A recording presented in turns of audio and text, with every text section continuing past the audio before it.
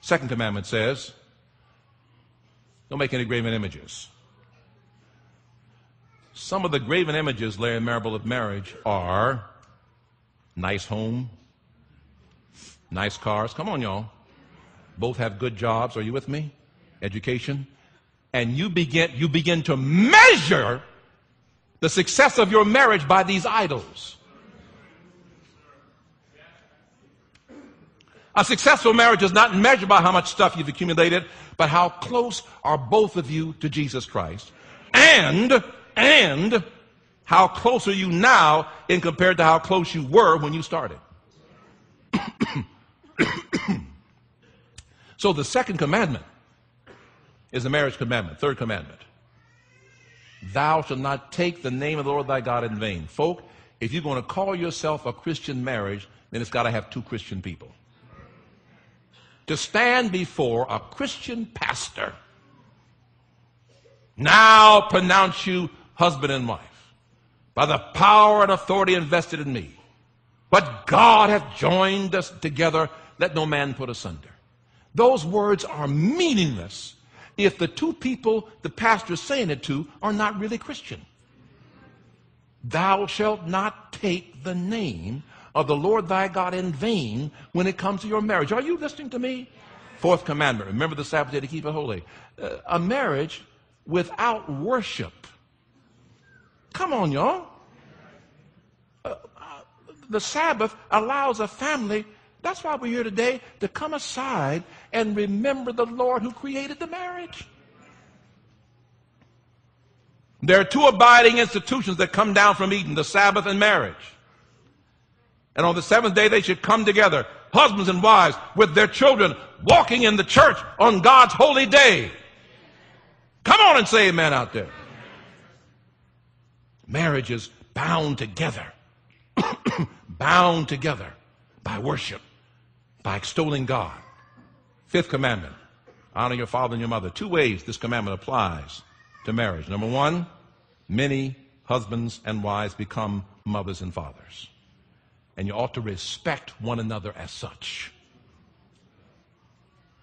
The father of a woman's children ought to be treated as that.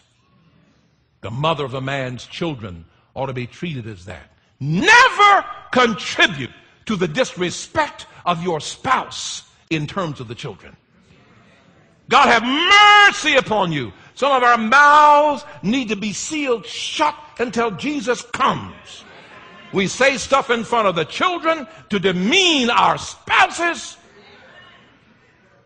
Take your argument to the bedroom, outside. Arguing and fussing in the car, and the kids sitting in the back seat wondering what in the world is going on. Throwing things at one another in the house. We ought to be ashamed of ourselves. Because then those children will grow up either disrespecting what it means to be a father or disrespecting what it means to be a mother based on what they saw us say and do. There's a second way that commandment applies to the marriage. All of us come from mothers and fathers. Now, I know that in a marriage, many times we bring the pain of not having been well fathered or well mothered. But you know, that commandment is a strong one, Keith. Didn't say honor your father and your mother because they were good. It says honor your father and your mother. See, God puts something special on that position. So if you got hang-ups with your parents and so forth and so on, you need to settle that. Don't bring that into the marriage. If you marry someone who's got hang-ups with their parents, they bring those hang-ups into the relationship. So the fifth commandment is key to a successful marriage, a spiritual relationship. Thou shalt not kill.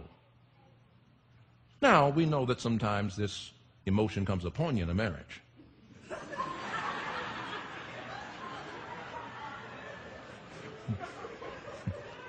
I mean, got to sit down on this one, Keith. The commandment can be taken literally. Thou shalt not take out your spouse. But But the commandment also is talking about, you remember Jesus applied it to the mouth. To the mouth. You can kill one another. You know, see, Sister Wright knows me better than anybody. She really does.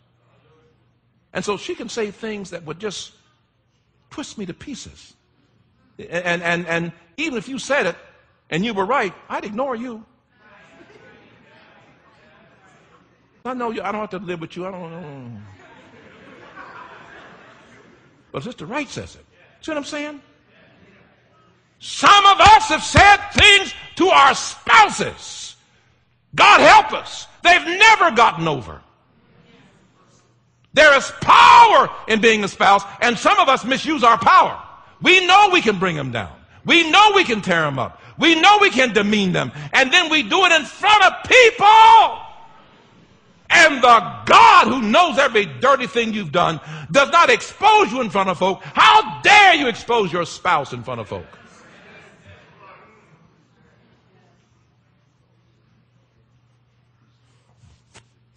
If they're dumb and stupid and ain't worth a dime, then some dumb, stupid, not worth a dime person chose them.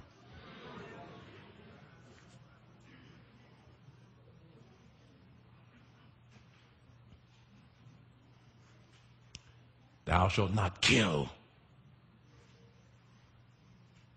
Words that lift a person. Or if they're wrong, tell them.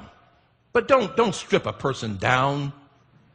And when you have such inner insecurity that you got to pull your spouse down to nothing to feel good about yourself, something wrong with you. You need help. Move in with the psychologist and stay there till you're well.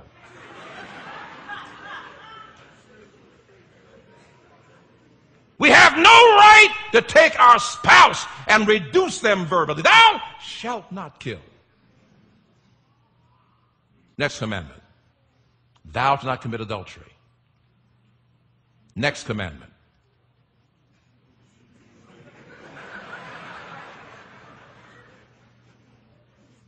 The seventh needs no exposition. Eighth commandment. Thou shalt not steal. Thievery in a marriage is terrible. No, I ain't talking about stealing money out of your wife's purse. That too.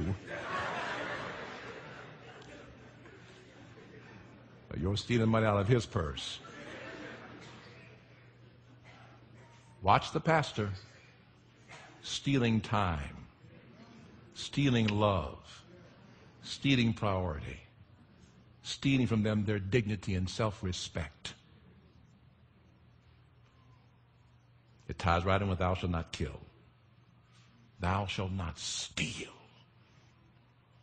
See, one of the most important things that goes on in a marriage is time together. It's precious, isn't it? The time you spend together. And folk, don't take that for granted. One of the big dangers about being married is being married.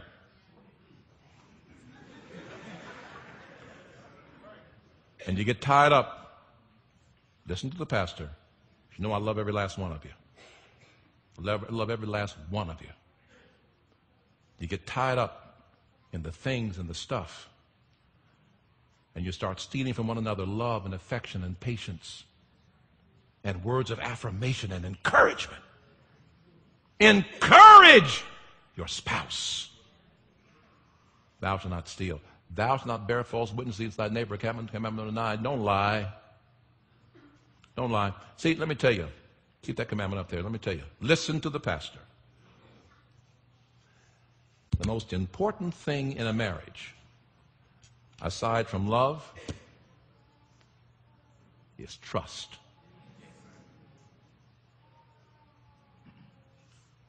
Whoo! And many times, Mama Lee, when couples come in before me and they're going at one another, I listen. Doesn't take me long to figure out that the real problem is trust. Somebody hurt somebody down the line and they got defensive. And you see, here's the thing about it, folk. It is hard to love somebody with your arm up.